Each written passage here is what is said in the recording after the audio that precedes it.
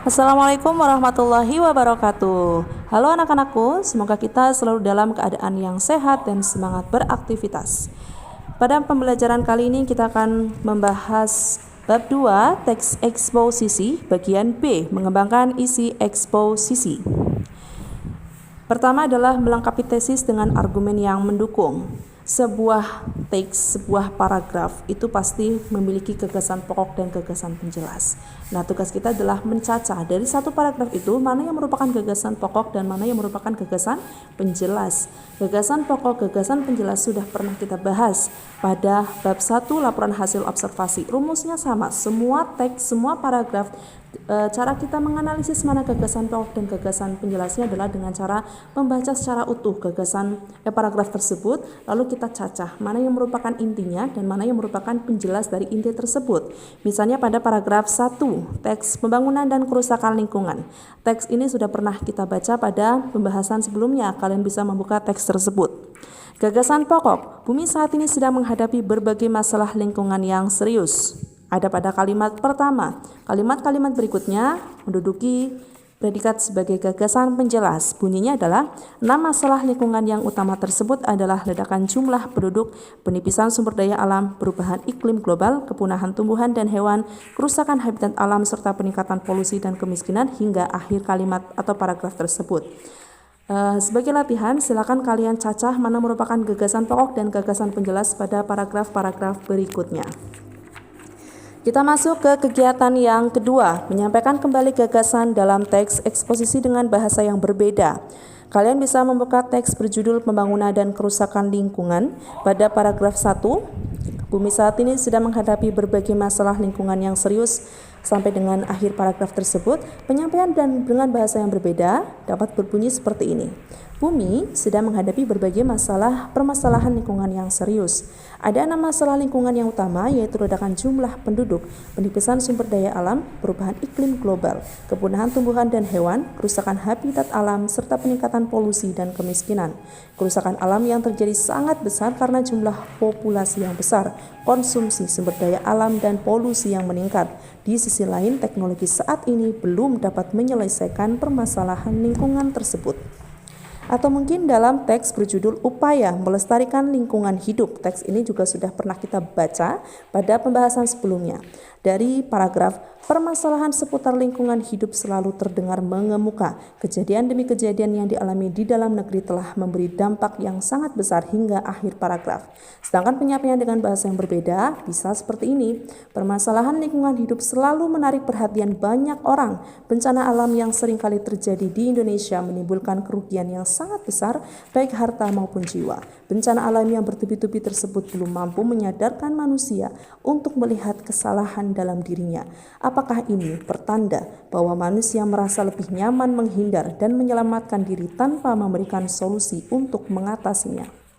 Penyampaian dengan bahasa yang berbeda bisa dilakukan pada kegiatan ketika kalian sudah membaca sebuah teks atau sebuah wacana, kemudian kalian tentu sudah memahami teks tersebut, dan kalau kalian sudah bisa memahami, tentunya kalian bisa menceritakan kembali isi teks itu.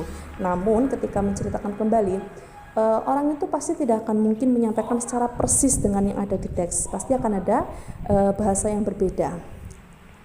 Nah, bahasa yang berbeda itu seperti yang Bu Uli sampaikan pada bagian ini, penyampaian dengan bahasa yang berbeda. Redaksinya berbeda, tapi maksudnya, intinya sama. Kita masuk ke C, menelaah struktur dan kebahasaan teks eksposisi. Struktur teks eksposisi yang pertama adalah tesis atau pernyataan pendapat, yaitu bagian pembuka dalam teks eksposisi yang berisi pendapat umum yang disampaikan penulis terhadap permasalahan yang dibahas.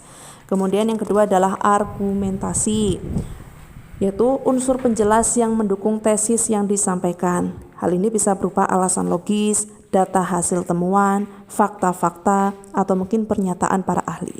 Dan yang terakhir adalah penegasan ulang dan rekomendasi, yaitu bagian yang bertujuan menegaskan kembali pendapat awal serta menambah rekomendasi atau saran dari si penulis terhadap hal yang sedang dibahas. Untuk lebih jelasnya, misalnya kita akan membahas tentang pembelajaran jarak jauh yang sedang kita lakukan saat ini. Tentu banyak pandangan terhadap pembelajaran jarak jauh. Ada orang yang setuju, ada orang yang tidak setuju. Mungkin orang yang setuju menyatakan bahwa pada masa pandemi ini pembelajaran jarak jauh dilakukan oleh instansi sekolah adalah suatu hal yang sangat efektif. Mungkin karena daripada menimbulkan masalah baru pada kasus corona misalnya seperti itu, atau mungkin ada juga orang yang tidak setuju terhadap PJJ ini. Misalnya mereka beranggapan bahwa PJJ dilakukan tapi tidak efektif. Kenapa? Karena pembelajaran akhirnya tidak sampai ke siswa. Siswa kurang paham karena tidak bertatap muka secara langsung, atau mungkin siswa banyak yang menemui kendala karena tidak punya kuota, karena mungkin tidak punya sinyal di rumahnya atau hal lainnya. Artinya PJJ menuai pendapat, ada yang berpendapat menyatakan itu efektif, ada yang menyatakan itu tidak efektif dengan alasannya masing-masing. Misalnya kita akan membahas tentang PJJ. Nah, kita akan memilih pada posisi mana. Apakah kita setuju terhadap PJJ, yaitu efektif dilakukan pada saat pandemi ini, atau kita akan berdiri pada posisi PJJ tidak efektif karena alasannya sendiri misalnya ya, dengan alasan tertentu.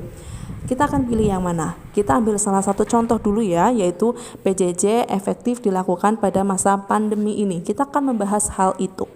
Masuk ke tesis atau pernyataan pendapat. Pada bagian ini benar-benar ruang kita selaku penulis untuk menyatakan pendapat kita.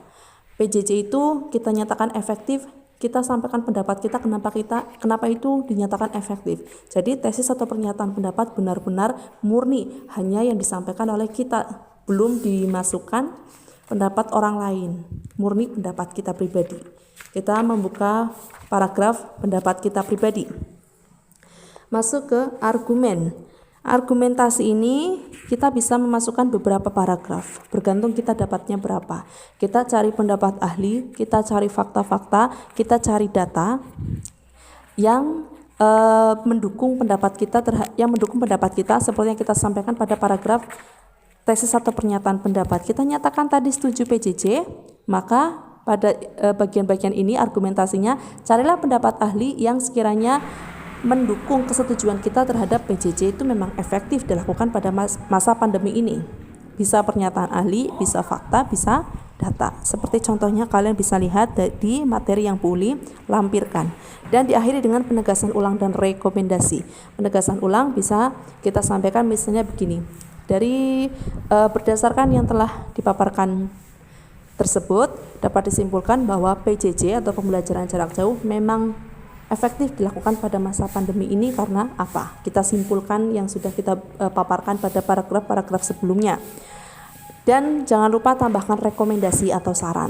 Saran kita terhadap yang sedang kita lakukan saat ini, misalnya tadi PJJ, itu bagaimana agar lebih baik lagi ke depannya. Kira-kira seperti itu tesis, pernyataan pendapat, argumentasi, dan penegasan ulang, rekomendasi.